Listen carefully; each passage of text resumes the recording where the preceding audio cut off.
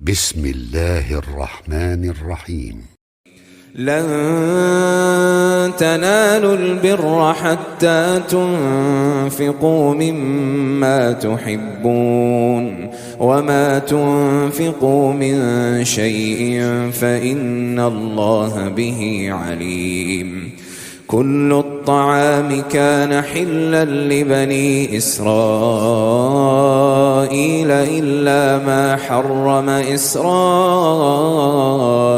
على نفسه من قبل أن تنزل التوراة. قل فأتوا بالتوراة فاتلوها إن كنتم صادقين. فمن افترى على الله الكذب من بعد ذلك فأولئك هم الظالمون. قل صدق الله فاتبعوا ملة إبراهيم حنيفا وما كان من المشركين. إن أول بيت وضع للناس للذي ببكة مباركا وهدى للعالمين.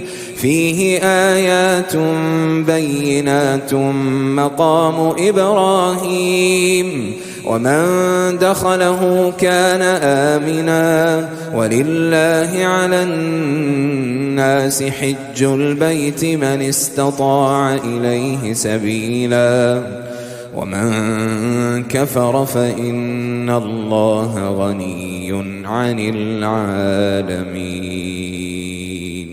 قل يا أهل الكتاب لم تكفرون بآيات الله والله شهيد على ما تعملون.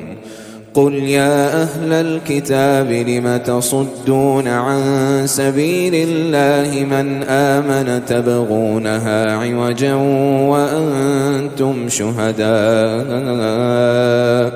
وما الله بغافل عما تعملون.